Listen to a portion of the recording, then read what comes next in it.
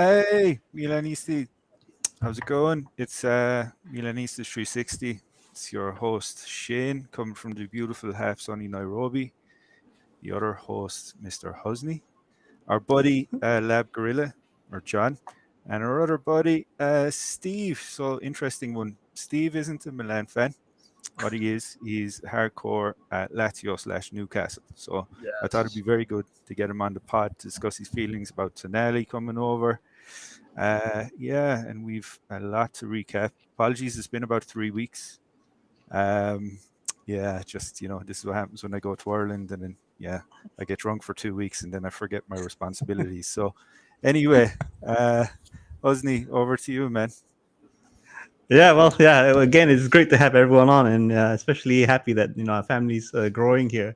We have Steve and we have Chon from the last time, and as everyone else tuning in, it's everything really about Milan and whatever else related to Milan, be it the Mercato or wherever our players are going. But yes, to start it off, I mean, what a few, I guess, few weeks has been. We've had, I think, since we last spoke. Tonali confirmed leaving, so that was a bit of a storm. So everyone on the channel, I think, has cooled down quite a bit. Now we're moving on to the incoming players. Recently confirmed was Christian Pulisic from Chelsea, and before that, one of his teammates was Ruben Loftus-Cheek. And it seems that today we've had another, well, you could say near confirmation of another player, and that is was it Reindeers? I don't know how you pronounce his name. Is it actually? Forever be Is it known as actually reindeer Reindeer? to me. Tijani Reinde. Oh, Reindeer. Okay, I think Reindeer. that sounds Reindeers. Yeah, apologies for that to whoever might be tuning in, especially if you're from the Netherlands and butchered his name. But yeah, and to get the feelings because since we last spoke, it seemed to be a little bit of doom and gloom because losing a player like Tonali and what he's given to the club and what he's won with the club, I think that's quite a big impact to us. But now we are on the other side of the leaf, or on the side of the coin, where we're looking at the players coming in, and that I think might give us a little bit of cause for optimism. So yeah, I mean, just to give it to you, Steve, since you're new here, I mean, what do you make of it? What's the new players coming in? How can you even summarize this? Do you think that this is really the upturn compared to the doom and gloom that we've experienced at the very beginning after Maldini was sacked? I mean, like, I just think PR nightmare. PR nightmare for you guys. I think it's been handled sloppy. I think the opinion of the fans has for your fans has been completely disregarded. I feel like it lacks ambition. I feel like a lot of things are just I don't really know what I'm getting from you guys, if I'm honest. I know it's not the big and bad Milan, and Serie A is not the 90s and 2000s. I get that and all that. But, like, there are still standards to be met. There are still things that, the way an owner should conduct themselves and the way, like, not wishing Maldini a happy birthday. For me, it's like little stuff that I see that I'd be like, if I was a Milanese, I'd be pissed. I'd be pissed, man. Because it feels like it feels like that I don't even know. It just feels like they're taking the piss out of you, honestly. It just seems a bit just off-putting. Off-putting is the word I'd use, especially at Pioli.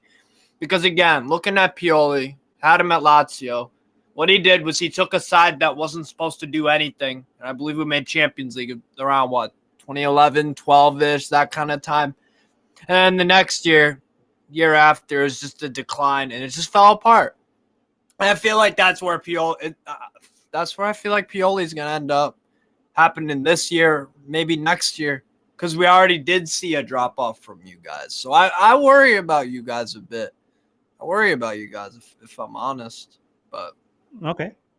John, do you agree with that? And just taking what Steve mentioned in the last part, because we've had a bad preseason before and we did quite well. So if I remember the Scudetto winning season before that, we had a preseason that wasn't that great. I don't think we won any game. We actually did play Real Madrid in that preseason, but then we've also had a good preseason, but performed not so well in the league.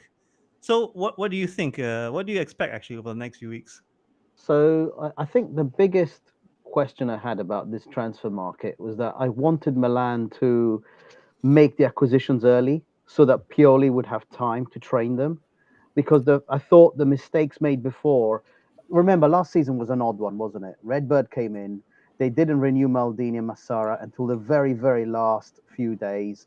And then there was like a last minute purchase of CDK, basically.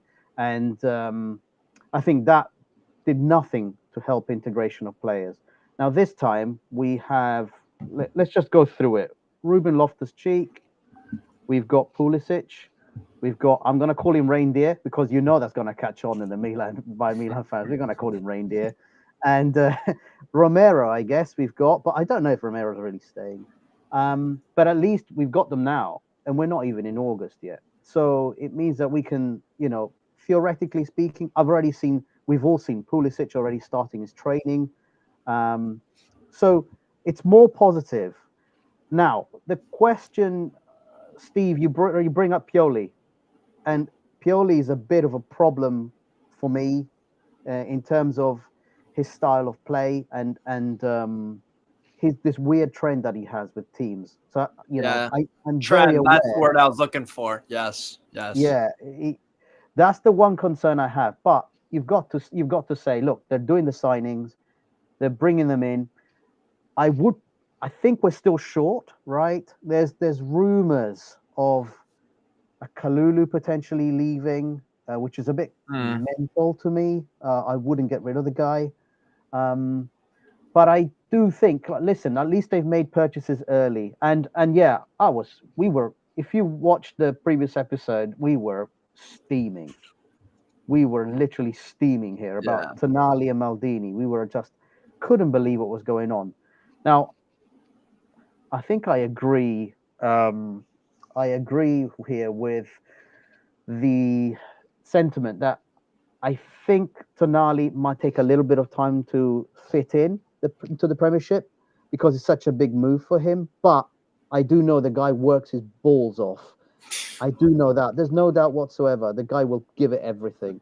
And he deserves to do well. And I've said it before in the chat. I said the guy deserves to do well. He is a hard worker. He's a grafter. And I think in Newcastle, they'll love that.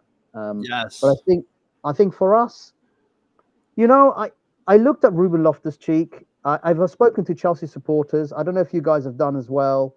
As you know, I live in England, but I'm not. I watch Match of the Day, which is our program on a Saturday night, right, and Sunday night to summarize all the Premiership football. So I watched that because it's so well made, right? The production is so good here. That's why it sells so well. Serie A, take note. Yeah, right. Exactly. I have to say, Ruben Loftus-Cheek, and actually, I'll tell you what, I'll say this. All Chelsea players are very difficult to judge because the last year has been an absolute chaos for them. So I can't say anything. And so I'm relying on actually Americans and who've been watching him play for your national team and Chelsea players and Chelsea fans to kind of say to me, what was he like when he first arrived? Is he, or even how was he at Dortmund? I heard he came from Dortmund to Chelsea, right? For like 50 odd million. So those are the questions I have. But he looks interesting, although I've got from the training video, he looks like he likes to move to the left wing as his preferred position. He's a bit, I don't know. Has he ever played for the US in Cannes, for example? Yeah, for me, I think Pulisic is incredibly reliant game by game, starting at the left, off the left wing. That for me is where statistically, maybe not, maybe it doesn't back it up, but just from what I've seen, I just think he looks more comfortable. I think he takes cleaner touches. I think he has a bit more confidence, a bit more of a plan, vision, and stuff like that. Centrally, I don't even know how to describe it, bro. It's just not really his thing. I've seen him try to play as a false nine. That really didn't work because he just doesn't. He doesn't have that. Especially if you want your side to press from the front, it's just not going to happen. Especially because of the injuries. It's not like he's a slouch or he's lazy or anything. He'll press, but it can't not as the focal point. Because if you want to press as a team, you can't have any passengers. You just can't. And like for me, if he's playing on the right, for Milan, that's fine. That's fine. He's a hell of a lot better than Macias. That's cool.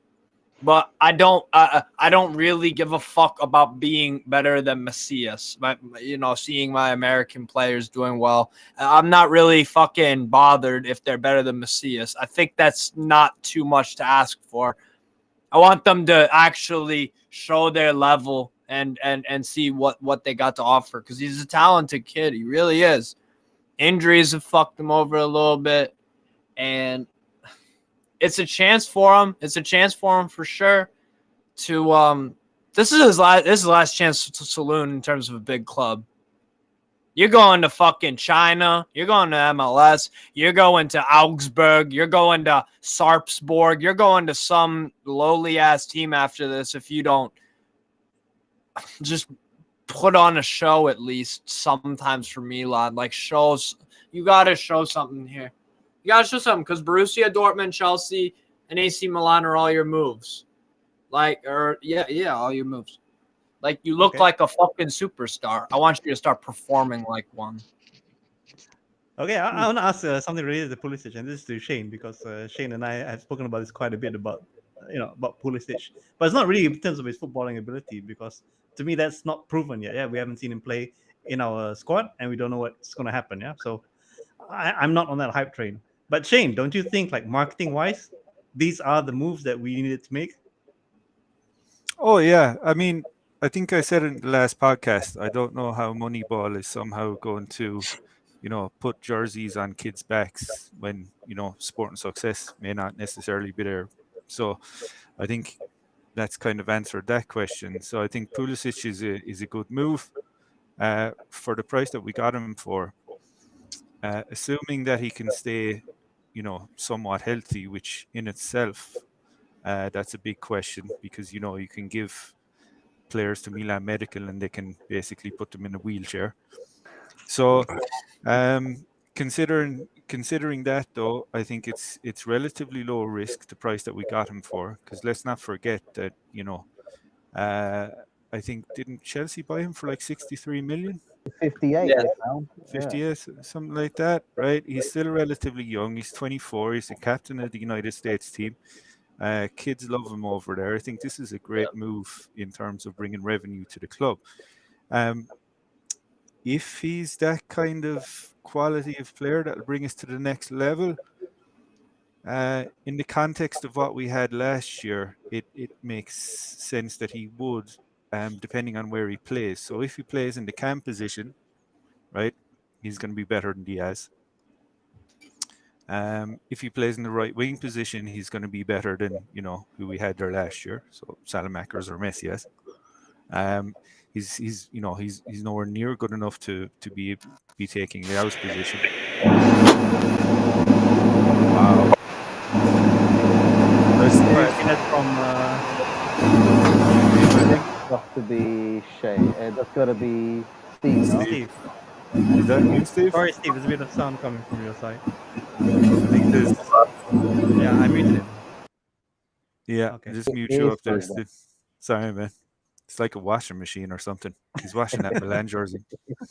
But Oi! yeah. So no, I think on paper the move makes sense. I was just saying it in the Milan Weekly pod. Shout out, by the way. I was saying it in that WhatsApp chat that I made the cardinal mistake of looking at Reindeer's compilations, and from that he looks really good. So I'm really excited about that move. More But so we've than made those Pulisic. mistakes before, haven't we, Shane? Every We player have. that comes has a decent highlight reel. But True. the problem is when they don't have a decent highlight reel with the Milan jersey on. This is the big That's problem the that we have. problem. That's the problem. So I mean, like, yeah, CDK, great example, right? But yeah. So and then the Romero move, I understand it. The kid does have talents. I don't think he's going to be one for this year or for next year. Maybe I think maybe 2 or 3 years. Send him out on loan. That makes sense. Loftus Cheek makes a lot of sense to me because I think he's kind of filling that Kessie role because we really missed that. and there wasn't really a lot of appreciation put into us, missing that physicality, even midfield. Sport yellow, that move makes sense. All these moves make sense. They really do. So yeah, compared to the mood on the last podcast where we kind of basically, where we'd sold Tonali and then there was obviously anger there, I like where the project is going. So let's see. Still need a striker. Still need a right wing. Still need backup for Teo. Still need a functioning right back because I'm still Calabria out. Okay. Mm. That, But yeah, that's quite the statement. In terms of I just wanted to ask each one of you, yeah. So we have because a few remaining spots left in the squad. We have non-EU. I think we have one remaining non-EU spot, if I'm not mistaken. That needs to be filled. But then there's also competition for the other positions. So like Shane mentioned, yeah, we have striker. Everyone's still talking about the right wing position because let's face it, yeah, that's not really being addressed directly. Like we don't have someone who is played right wing or has excelled right wing the entire career or most of their career, if I could say that. So I'm beginning with you, Steve. I mean, that last non-EU spot, who would you give it to? Yeah, if you were Moncada or Ferlani or Violi, when he makes the not call, fucking who would you actually Vasquez. say that? Okay, I who mean, would you give it to? Because who would I give it to? And I mean, what the fuck happened with Kamada? Is that just not I think- happening anymore? Hold on. So, guys, I think from what I understood, the squad can have 5 non-EU players, right? On Yeah. this any one window, we can bring 2. So we brought 1 in. The problem is we now have a total of 5. So we have to get rid of 1 before we can bring in another. So that's, I think, what Vasquez was brought in for. So you get rid of him, and then you free that space. So then you have a total of 5 again. I think that was my understanding of it. Tell me if I'm wrong. But I think that's why we can't still. I mean, it shouldn't be difficult to get rid of Vasquez. And actually, the other one should be. I mean, I'm gonna question: is Messias actually Brazilian, Yeah, I think or is he, he's. I or think is he he has an Italian naturalized passport. I Italian? think. I think. Hey, Yeah, I that's think what he I'm has an wondering. Italian passport. Yeah. Yeah. Yeah, I think so. He doesn't count on that sense, right? So that means, Steve, to your point, I think we can't move on Kamada or Chucky, the other guy. I'm not going to Chukwueze. count that. Yes, that one. Chukwueze. We can't move because that guy looks amazing. Oh no, he's so much fun to watch for Villarreal. He's so much fun to watch, honestly. Yeah. I watched Villarreal to watch Chukwueze or Nico Jackson who went to Chelsea. They got a nice team. They got a nice team. Yeah. Problem is, I don't think he's worth paying over 30 million for. Not in No, the last no, year of 'cause his contract. That's right. 1 year left. I think that's the Yeah. big problem. It's 1 year left. It's not and like then yeah. they know we've got Sorry, money, right? What I would say is only a year left and 30 million. Motherfucker, you better be bringing me a Premier League player. And I'm not even one of these. Oh, the Premier League's so amazing, but if the Premier League is allegedly the best league in the world by a country mile, well, then you could charge 30 million for 1 year left. I can kind of understand it vaguely, but La Liga, Villarreal, 30 mil for a year left. It's probably a risk I'd take, but I'm not a sporting director, and I'd probably get my ass fired. But you know Especially what? when they sold Jackson. I think it was a Jackson they sold to Nico Chelsea, Jackson. Villarreal, who had better Yeah. output, and they sold him for less. It just makes no sense. Yeah. Okay, I think they so can you would actually go for Chucky on the right wing, but I mean, let's put a name out there, and this name's been linked to us before. Taremi from Porto, if I'm mistaken, he's Iranian, so not another non-EU. Given the two positions, because I've not heard anything about Salmakers being shipped out. I don't think he will. Messias seems to be linked, but he might decide to stay on the right wing. If we were to get a striker and Taremi that profile, would you be all right with that? Because I think that we can't expect Giroud because he's getting older. Yeah, no matter how good Giroud can be, but age will definitely catch up to you. Getting a solid striker and leaving our right wing as it is, or maybe Pulisic even there, do you think that would be okay with what you've seen from the other teams moving? Yeah. So So I'll ask that to John. I mean, what's your yeah. opinion on that? So there's a problem there at striker position, and that is that Origi is refusing to move. So that's a 4.5 million a year wage, and they've refused to go to Saudi Arabia. Rebic as well, right? So Hmm. that's a problem I have. So at the moment, it feels like we're bringing in the players we need, but then we're going to end up with a massive wage bill. I mean, really amazing. Reindeer's wage is, they've done really well on that, in my opinion. But Origi, woof, we've got him apparently till 2026 on Yeah. 4.5 million. That he was given a massive contract. Um, so we need to somehow shift him out because that's a problem. I mean, some people are saying in the fan base, year one maybe he'll get better because he can score goals. I haven't seen that at all. Every game he's played, he's looked out of place. He's looked completely. When he hits a goal, like he's got a cannon for a foot, but he doesn't seem to pull the trigger hard a lot, often enough during games.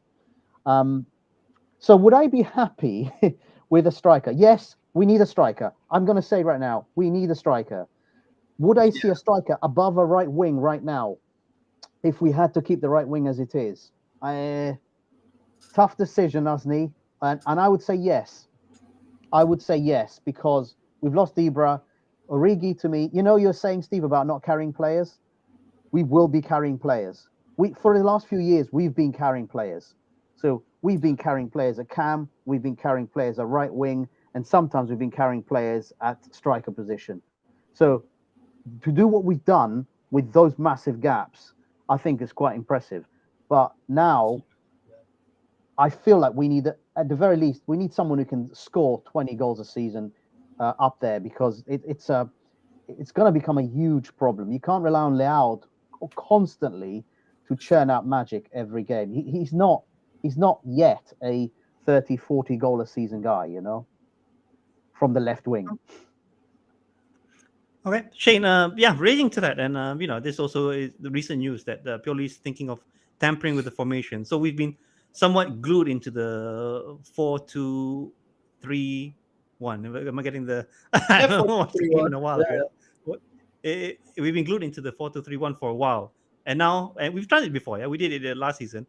Initially with some luck, change it to 4-3-3. But I'm not discounting that Pioli could actually try several other formations during this preseason to see what might stick. So, do you think if he tampers with the formation and the players get used to it, do the priorities then change? Because let's say, for example, yeah, and I don't know what's going behind the scene, but if you were doing a 4-4-3-1-2, or maybe the right wing on paper doesn't seem so crucial.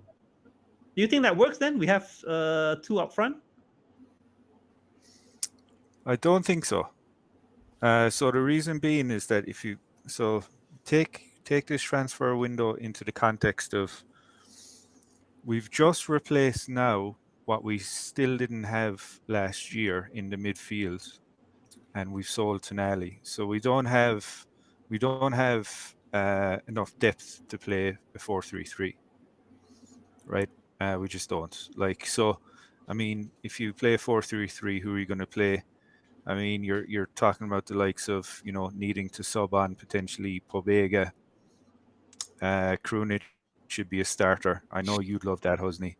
Um, right, but we don't have the depth. I think the Who formation wouldn't? change. Yeah, right. I think the formation change is probably the last thing that they should really be looking at right now. I think the 4-2-3-1 works really well, and I think we're building our squad based around that. I think there's been too much emphasis put on this magical formation change without kind of realizing that we don't, we're especially in the midfield we don't have depth. Arguably the forward line, we don't have depth now either. So yeah, stick to what you know. Stick to the 4-2-3-1. Hope that the likes of Pulisic, Loftus Cheek can get and Reindeer can get used to that formation. But yeah, I think You know, there's already been so much change at the club in terms of playing staff. I mean, the last thing that you want to do is we know the 4-2-3-1 works, and we know it works really well. What I'm really interested in, if we could get that guy Taremi from Porto, he looks like Taremi. a bargain signing, because Porto are essentially saying, look, we'll be willing to accept around 20 million. Fair enough. I think he will be like, what is it, 31 or 32 in the next couple of days, whatever he's going to increase his. For us, that's young Shane in a striker position. For us, that's really young. It is. That's But progress, what I really like about him is he's not one of these selfish strikers where he'll take a shot on if there's no shot to take on, right? So what he's very good at laying off the ball. So imagine if you had a striker that was good at laying off the ball to the likes of Leao or Pulisic, or, you know, whoever comes in. You know, that's in the frame of mind of goals per season. You're probably looking at another 10-15 goals. You know, if he's a striker, he scores his own goals and then he's laying off goals to everyone else. So I mean, that to me just makes so much sense, and it's not like a huge output in the terms of money either. 20 million for a guy that's been banging him in the Portuguese league, I think it's a gamble worth taking. The only problem is I don't think we have been linked with Okafor again, and I really like that transfer. But the problem is I don't like sacrificing increasing the overall quality of the squad, which we would still do with Taremi. You know, would be sacrificing that, because we then wouldn't be able to pump the funds into the other key areas of the squad, like you say, like a right wing. That's the problem. So Okay. You mentioned this one important word that I think was raised quite a lot last season, because that was what a lot of people attributed to why we finished, you know, the position that we finished. I'm not going to say the number because, you know, points wise, I know we made it in the Champions League, but you could say not entirely on merit. So I just want to ask you, Steve. I mean, you've seen the incomings and, you know, what the squad most likely will look like, because they're moving quite fast. Do you think that with the players that we brought in, and with, you know, barring one or two more that might arrive, do you think the issue of depth will be settled? Because everyone keeps raising it. Whenever we lose a game, oh, we don't have depth. You know, it's the same reason. I'm hearing it so often.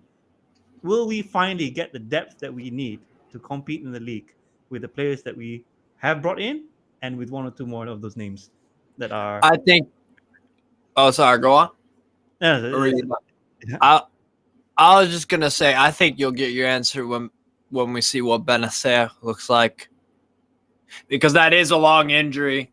Can you remind me again what the injury was? It was something with the knee. Was it? Yeah, that can really stunt that could really stunt a player's progress or career in general. Like that's it. Those things, bro. It's not a given that you come back and you're the same player.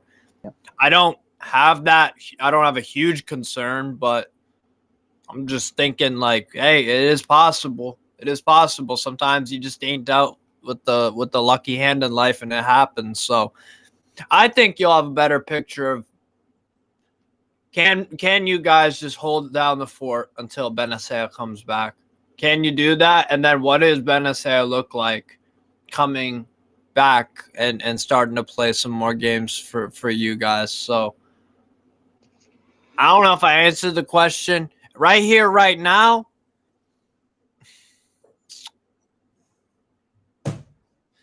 So Reinders, Loftus-Cheek, Pulisic. starters, Pulisic. Oh, are you talking about overall depth or midfield? Overall, because overall depth. Oh shit! I don't know. I was just talking about in the midfield context. Okay. So actually, overall, it's a little bit better, but that glaring hole up top. Can you, honest to God, name me a team who had just an absolutely fucking bang average at best striker, performance wise? Giroud is not an average player. He was not good last year though. And you can't achieve shit when you don't have at least someone decent. And if you do, don't expect it to happen again and again and again. It's not that's not how football works. You need a striker to put away goals and particularly penalties because it's about the finer details because everyone takes penalties for granted. Everyone thinks that they're easy as piss just to go up and just slot it away. It's not. It's not. There are reasons why. Penalty takers are so important because they just go up and they get the job done. Because it's a mental thing. It's just stuff like that. Stuff like that for me. Your striker depth, Giroud should be the backup. And so if we say, okay, let's move that, then you got fucking one of the three ugly heads of the Bermuda Belgian Triangle. He was just awful for you guys last year. No presence physically. Yeah, looked like a headless chicken. I don't know if Pioli wanted him even. It's all shades of blood. It's bad. But I think that's a relevant point, Steve. So I think that like yeah, if we can get a good price, whatever a good price is dependent on the person. But if we can get a good price for CDK, right? Dump cut your Vasquez. losses. No, we're not. No, unless it's maybe Aston Villa are talking about 25, which that'd be great to be honest. But if we could, if we could dump Vasquez to, somehow sort out that non-EU spot situation, right? If it's a case where if we can dump one non-EU spot and then just replace him with another, and it's not going to affect the rest of our transfer window, I'd take Kamada, right? So then we've some sort of functioning cam with him and Pulisic. Then after that, though, sort out the right wing. They're talking about Isaacson. I can't remember who he plays for. Is it Michelin? FC New Michelin? Zealand. Yeah. Yeah, I think, Danish yeah. team, Midland, something like that. Yeah. Yeah, and they've been pumping out a lot of quality players. So Yes. yeah, if we could get him, and then obviously try and get someone in at the striker position, but then it kind of states then that it more than likely would be Okafor, which again I think as good as he is and as good as a fit he is, we still don't have depth for Teo, and we don't have a working right back. So it's a lot of unknowns there. I want to ask the same question to John, and it's about depth really, because one of the things that we saw last season was that these bottom half teams, they were killing us. I don't know how they were doing it, but we lost crucial points against these Betsy bottom half away teams. was the worst, I think. Yeah. You guys were, oh man, oh wow, I remember that. But you could argue that we have 11 Smashed by players. Inter in every game nearly. Yeah. But you could argue we have 11 players that can beat any team in the league. Yeah. So On their what do day. you think about depth? Do you think it's possible for this management really to, with the players they brought in and with whoever else might be linked to us, to address its depth in this window? Okay, so do you think that this is the other one? You spoke specifically about Serie A, and I'm not. I'm thinking about squad depth because of the number of competitions that we have to go into this year. Okay. It is not just Serie A at all, and that's what killed us last season. And I think the previous season, the reason we did so well is because we went out of the Champions League in the group stages. We went absolutely awful in the Champions League, so we had that small squad could be used purely rest a week, play a little bit. Maybe we played in the Coppa Italia. Can't remember when we went out, but So we lost to Inter, by the way. I think it was the semis, if I'm not mistaken. We always lose to Inter. Yeah, it was. I remember that. Yes. Yeah. It's been quite sad, but will we have enough depth to really challenge on those fronts? No, my answer is I really don't think so. I think we've got the depth to challenge on one front, and I do. So I think we've got the depth to be within top 4 of Serie A. I think we do. If we get knocked out of the Champions League early or the Coppa d'Italia, because the issue is, as you guys have seen, the moment management tries to think, let's prioritize Champions League like we did last season, and Pioli tries to rotate, that's when you start to draw in that depth, and you start to draw on those second string players. You start to put on Paulo Torre, you start to put on, you know, who is second string on the right backside? Is it Kalulu or is it Calabria? Not entirely sure. But then on the right wing, you start Macias or Salad Maker. You know, you're really in trouble. You're really in trouble. And we just don't have the budget. Looking at what we've bought so far, it looks like our budgets are around 20, 25 million per player. We can't really go much more than that on our acquisitions. And so far, I think we've done quite decent business, actually, looking at the players we've got. But we will not get enough players to compete on three fronts. There's no way in the world. We're not ready there yet. So I wanted to ask you guys a question. I heard a rumor at the end of the season that the reason we got rid of Tonali, but not Theo, not Manyan, not Leao, is because each one of them is going to be the budget for future transfer windows.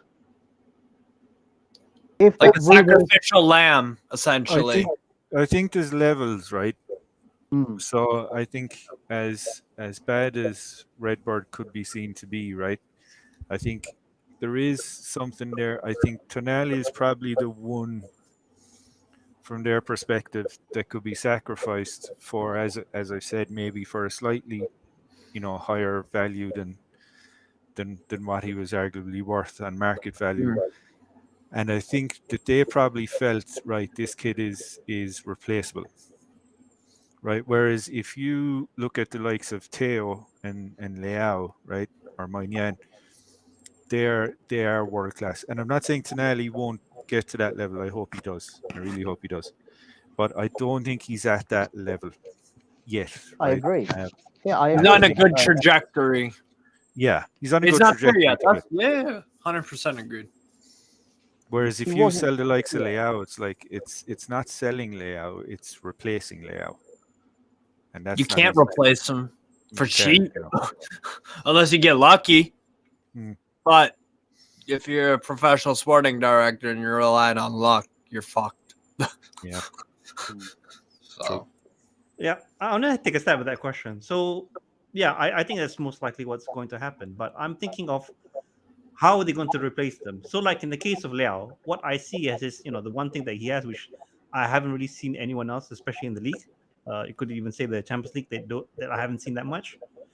Is his speed. So I think he's like in the same or comparable to Vinicius Jr. So if they were to sell Liao, to find the exact same profile at the level that he's in, it's impossible. But if yeah, they they're can say that, already. okay, we're gonna sell Liao, but we have someone that can maybe get to his level, but it's already decent, good enough. Because let's face it, yeah, if we won the games against the lower half of the table in Serie A, and we know that lower half of the table in Serie A, you could say we should be able to beat them, yeah, even with the B squad. If we get a decent enough player, it shouldn't be a problem. But of course, for various other reasons, it was. So I'm okay with that. Yeah, we get the money because as much as it pains me, I think I have a bit of a personal attachment to Tonali, other than the fact that I took a photo with him because he's one of us. Yeah, he's a fan. At the beginning of it, he's a fan. Yeah. But for the other players, I don't want to see them go on a free. That's the one thing I really do not want to see at all. So push comes to shove. Thank you so much for your effort. Take the money, but the pressure's on the management. If you guys are good at your job, find a player that you think and you're quite somewhat confident is able to do the job that Liao can do. Not immediately, maybe, but in the near future, then why not? I'm okay with that. As long You as see how neat? I think. You see, I think for me, right. I'm probably going to get a bit of flack for this, but I think Kalulu is easily clip this. replaceable. Right? I think Kalulu is replaceable. Right? And I think we got him for 500k, right? And we'll sell him for a crazy amount, right?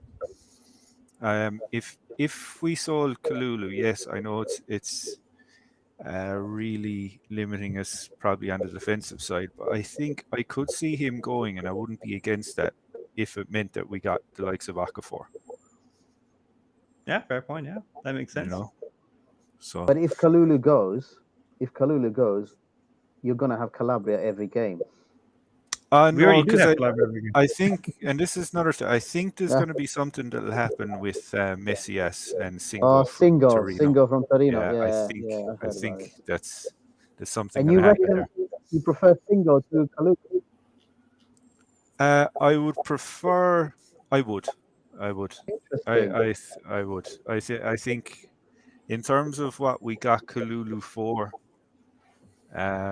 you know, like we're literally like we're what, we could potentially, like not even 10, you could even 100 times is 100, no, 10, what's 10 times 500,000 is just 5 million. Yeah, 5 so million. 50. yeah, so 50 million. 50 Not million, gonna right? get. Let's just say if you got a bid for that from someone like PSG or something like that, right? It's crazy. Yeah. I mean, for someone Yeah, that you you have spend to sell. Yeah, 500,000 on, you have to sell. Yeah, you have to, like, you have to. But I don't really. So you guys asked, was it you, Husney? You asked about why we're getting beaten by lower Yeah. teams last season. it's Did the you low notice block. the number of games where we were physically outmuscled? One of them was an Udinese game, which shocked me. And then the Coppa d'Italia game against Torino shocked me. Yeah. It was like Diaz and all of our players were so small. And this is what you said earlier on, Shane, about Kessie not being replaced. So much was this physical presence in midfield that where you had Kessie providing that support for a smaller midfielder, which was in rotation Benacer or Tonali. It wasn't Benacer or Tonali together. Together, they just didn't have that physicality as defensive midfielders, and it's really exposed last season with teams that realized we could bully Milan out of the pitch, and it was. I think Ruben Loftus-Cheek really makes a big difference on that side. And the question is, who does he pair with right now? I think, and there's one thing I forgot to say about Pulisic, right? There's one thing that he's very good at. He's not one of these guys that throws himself on the ground needlessly, right? So what he'll do is he will start drawing a lot of fouls. So I mean, again, like I have to give the new management some credit. All the moves that they've made so far have made a ton of sense. Hang on. Ruben Loftus-Cheek, isn't he Maldini's target? I don't know. Oh yeah, this is another thing as well. Yeah, New it's management. new management, but same targets, and yeah, Well, so Kamada as well, no? Kamada as well. I think It was And being Pulisic, spoken we were to. linked with him last year. So are these Maldini's target? I mean, I'm sure there'll be no Moncadas. Hasni, don't start any fires. Don't start any fires. People will say it was Moncada's targets, not Maldini's targets. that's it. Know your place, man. Okay. If we get them, it's Moncada's. If they move to Inter for an additional salary, it's Maldini's. That's right. And if they suck, they're Maldini's as well. That's true. Let's not start arguments. Let's not. I don't want to do this. That's true. I think we've Okay. done well. I think we've done well in this window. I really do. So far, we need to keep going, though. We really do. Yeah, so I'll ask the question, and this is comparative. Yeah, so we know what's been going on with our club, and I'm sure you guys have also been keeping an ear out for what's going on with other clubs, in the league. So I want to begin with you, Steve, because you know quite a lot about the rest of the Serie A and of course of other leagues in Europe, and I guess around the world. I think you have so many screens. Yeah. If you were to compare us against our competition, so this is you could consider our traditional top four rivals, so it's Inter, Of course. Juve. I don't know if you want to put Napoli in that bucket, or maybe even Roma, whoever it is. How are we doing? Yeah, if you had to compare us, are we like our rivals? Are we doing better than them, or do you think we're falling short? Because it's not as good as we are. We have to also compare against how everyone else is doing. I think like I said in the very beginning, I do like the business. I get that. That Pioli is just so off-putting. It's so off-putting. And you know what? when you guys were talking about if he's changing lineups and all this stuff. For me, the first thing I notice when a coach is under pressure, they start scrambling. They start playing players out of position. If this guy isn't in form, I'm gonna put him there. I gotta switch up this lineup. They tinker. They scramble because they're like fuck my job. I need to fix something, anything. And so they just throw shit at the wall and they hope it looks like fucking Van Gogh. That's what happens. So for me, I could genuinely, and I think he will get sacked mid-season. If I'm honest, I could see it getting ugly. And in terms of it's I don't even know how to describe it. It's like the times when he should try to change up something, he's stubborn, but then when he shouldn't, when he should stick with his principles or whatever's been working, decides to change it up. I just feel like sometimes he's just like, I don't know. This is what Pioli does, though. We've seen this. It's like it's similar to a Conte, where he goes to a team who have a good roster on paper. They just had a shit season or whatever. He picks them up, gets them going, and they play a certain way of football, and they usually win the league title, unless it's Tottenham, which it is what it is. So, but then it all blows up in the end. There's falling outs with players, and Conte leaves, and the whole place is in fucking tatters. That's the Conte experience, and this is the Pioli experience, I think. And usually it don't go well after you get that high. He just doesn't, and that's why he's moved around from club to club to club to club, because he's never been able to maintain success. He's never able to stay at the peak of the mountain, or at least around it. You guys were not the same side last year compared to when you won the Scudetto. It was a drop off, man. Aside from the Champions League run, which is terrific, and you guys, you deserve to get that far because you beat who was in front of you. So it's really bare bones basics, but I don't know. I like your roster when the next guy comes and picks it up. Let's just say that. Okay. How about you, John? What do you think compared to our rivals? Do you think we're on top of things, or we're falling behind a little bit?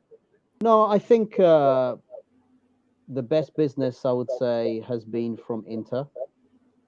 I think that they have a very strong squad. I'm not counting Lukaku as anything, to be honest with you. I know they have a love affair with the guy, and he loves them. But it's a joke I saw from Juve fans, and we don't want him because is he a goalkeeper or a striker? That's a good one. But I think they still have the strongest roster, and I would make them favourites to Serie A. I hate to say that. I'm sorry, but I hate to say it. I think Juve. Didn't they get Weah?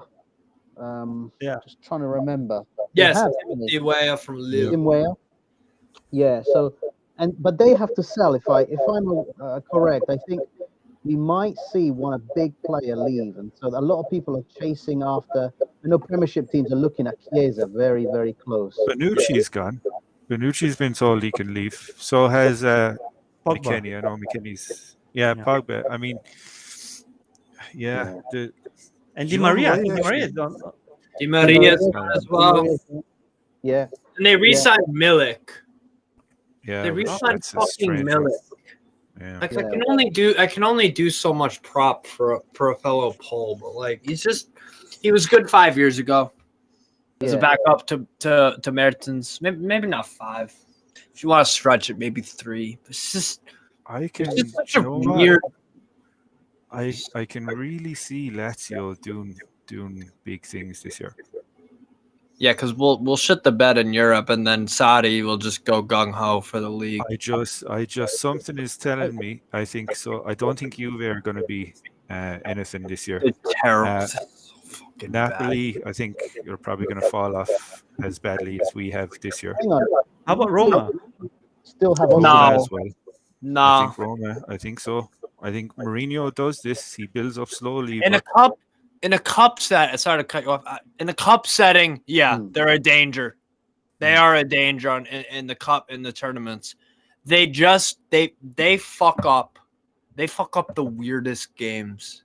Genuinely the weirdest games, which makes it hilarious. I love seeing them fucking fall on their ass, but not Hang for on a me. minute. You're talking to a Lazio fan here. Hang on a minute, guys. This is not an unbiased opinion. Yeah, hang on a minute. Yeah. They really do. Yeah.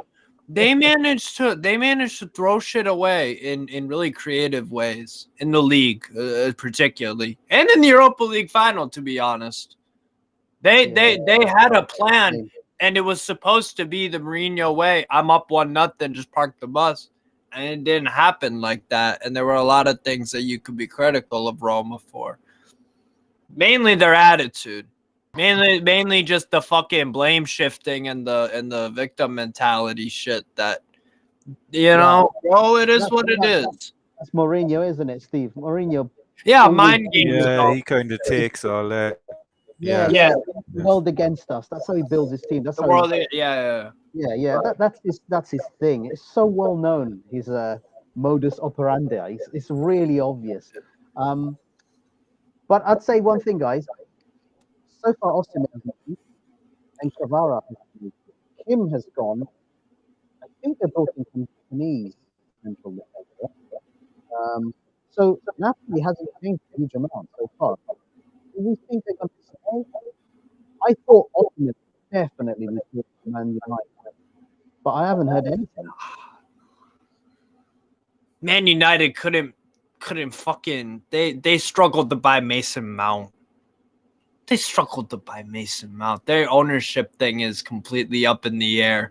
And I think that's a farce anyways. I don't actually think they're gonna get Qatar. Because if it would I think if it would have happened, if it were to happen, yeah. Because what's the holdup? What could possibly be the holdup? But anyways, in terms of Napoli, Rudy Garcia gets things done. He finds a way to get things done. Because again, yeah, he was at Lyon, did all right there in terms of like the league finishes, and then with Olympique de Marseille, obviously it took them to Europa League final in I think it was 2018-19, lost to Atletico Madrid. They finished like second or third in the league. It's not going to be as pretty a football. I think defensively they'll be even better actually. I think he genuinely knows how to organize a defense. I actually think they're favorites. They're still favorites because albeit one of the key pieces of the spine is out in Kim Min-jae, but it's only one piece out of goalkeeper who was huge for them. Rarahmani, that's such a hard name to pronounce. They still got the midfield trio who were absolutely lights out for them, and then I assume Garcia will just keep things simple.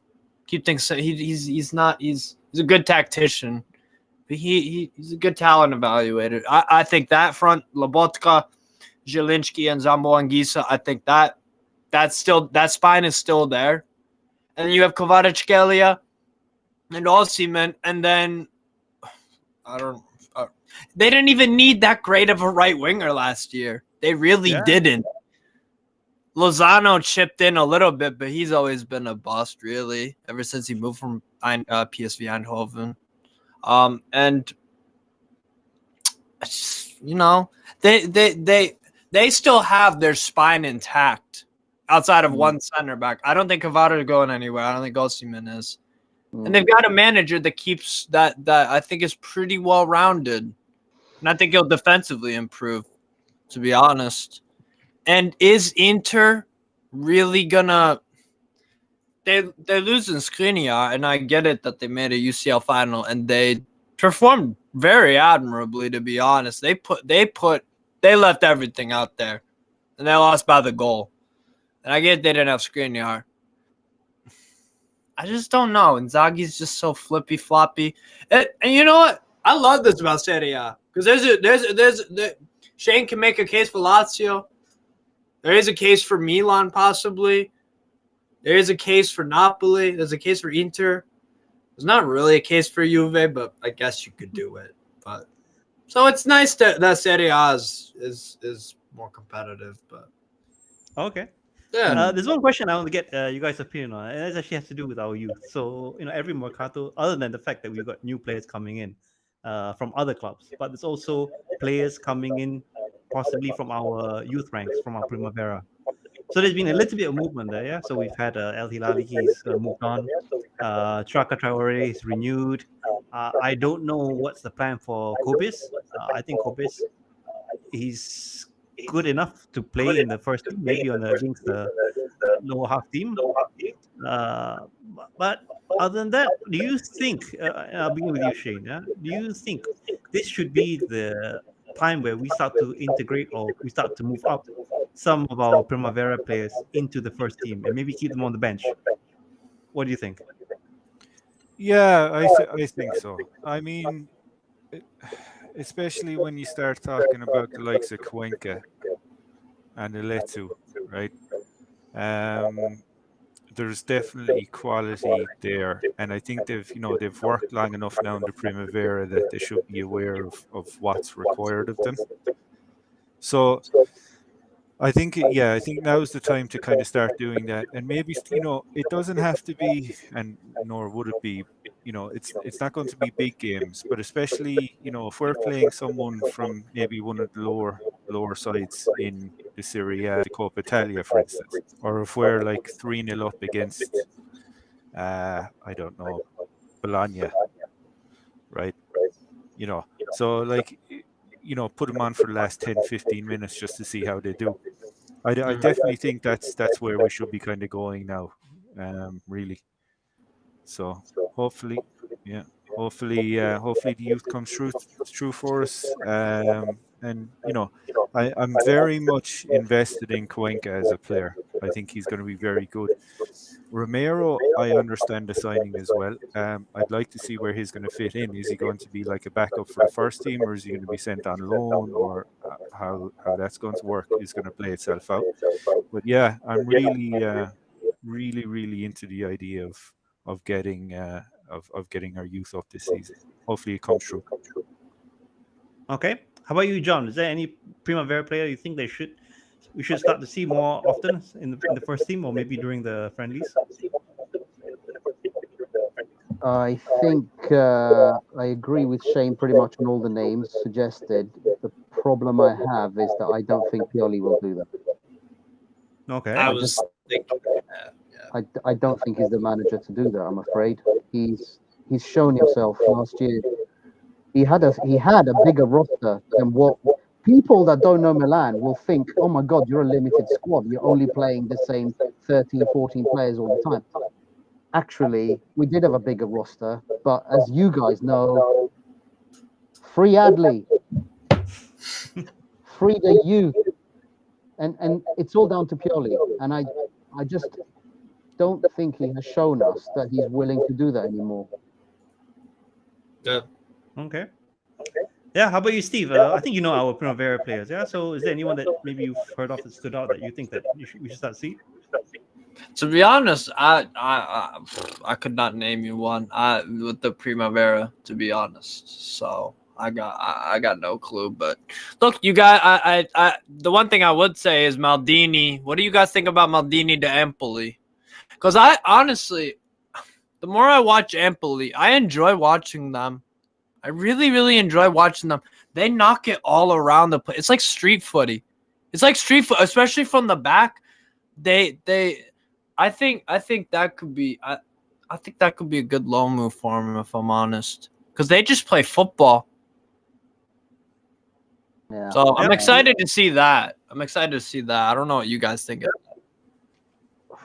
And did I say Daniel Maldini or did I say fucking You said Daniel. We know Daniel. Yeah, Daniel. But let's not forget Daniel Maldini. So the potential is there, and he can only get better. And I just want to link back to an interview that we've all heard from Liao. Liao did actually say that the most talented person in the squad is Daniele Maldini. So I don't think he's making that up, just to suck up to his dad or something. You must have seen something. Oh, Davide. That's right. That's right. Yeah. Okay. So Nice. I'm okay. Wow, Yeah, Leon. 'cause there was another one, wasn't there? One Paolo's older son, I think, is also a player, but I Christian think he Maldini. started in the youth. But Yeah, I he's- see. it was a Christian, Yeah. Wow. and then they kind of he never made it. Yeah.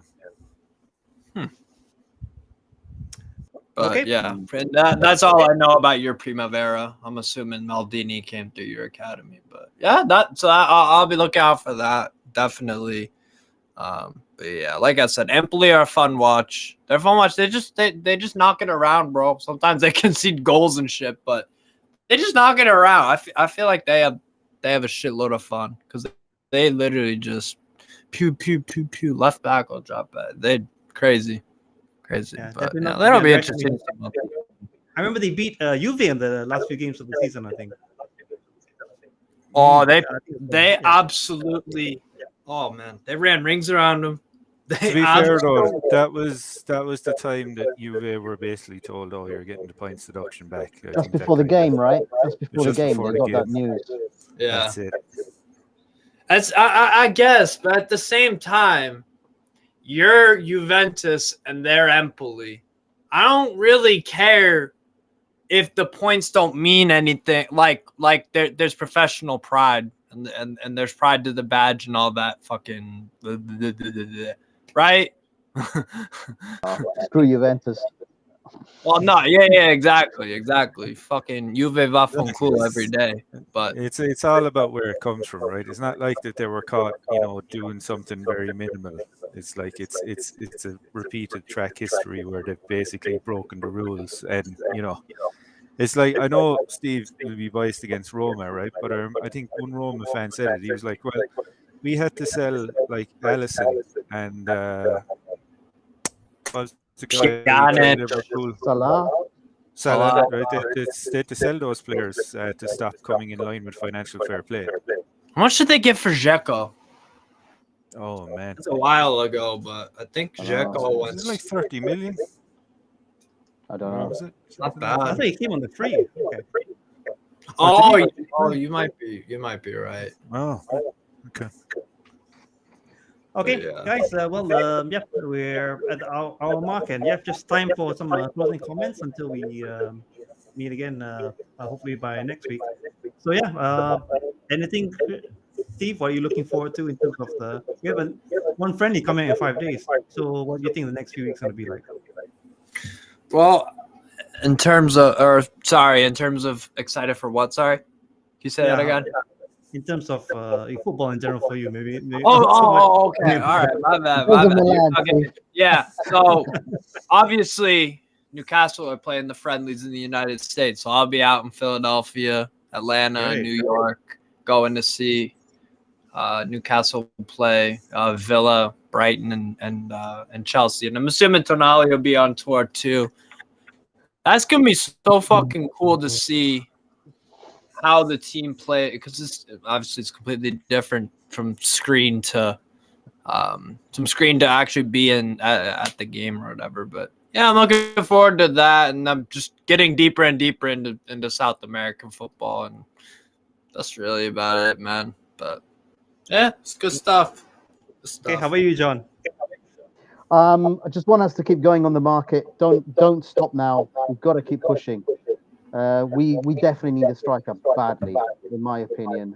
Yeah. Above all else, I'd like us to see us Yeah, fuck the right back. do that. Honestly. I don't really care about the friendlies, but it's all about gelling the players together, spending the whole of August, getting the players to actually get to know each other as opposed to last season, so that we can hit the ground running when Serie A begins. That's what it's all about for me. And please, no more big sales, no more big player sales this window. And that's pretty much what I asked for. I think we've done all right, guys. Compared to 2-3 weeks ago when we were talking, I'm a lot calmer now. So just push on. Let's do it. Forza Milan.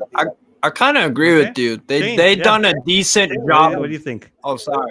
Last few weeks? Yeah. Sorry, guys. Just unconscious time because I have to Oh, sorry, sorry. Yeah, you're okay because I have 5 minutes left. But no, so yeah, really, I'm like echoing John's statements, especially. I'm really hopeful, based on they've definitely filled out key areas of the squad and areas that make a ton of sense. So yeah, hopefully if we maintain this trajectory, yeah, striker, right wing. Let's worry about everything else after those two come in, whoever they are. Okay, and for me, yeah, I'm still Cardinale out, Pioli out. Nothing's going to change on my end, but I would like to be wrong. Yeah, I keep saying this. I really want to be wrong, but we'll see. Yeah, we're going to see how the competitive games starts. That will be when the season is, and before that, during the friendlies. But that's not indicated to me because Adley did well and yeah, wrote the bench. So it doesn't mean anything. But yeah, with that, thanks to everyone for tuning in. Yeah, and you can please follow us on Twitter. I don't think we've set up our Threads account yet. Maybe we'll look into that. We're YouTube, again, Spotify and Apple Podcasts. I haven't uploaded yet. You came me for that Choppy. another time. But thanks to everyone here. Thanks to John, Shane, Steve, especially the first time here. And yeah, we'll keep up Yeah, thanks for all having the me great, on, man. It's great. all the great chatter. Forza Milan and I don't know, Steve, you're gonna say Forza Newcastle or Lazio? Away the lads. Say it, Steve, Away the say it. lads. Okay. See you, everyone. Forza Milan. Peace. Italia!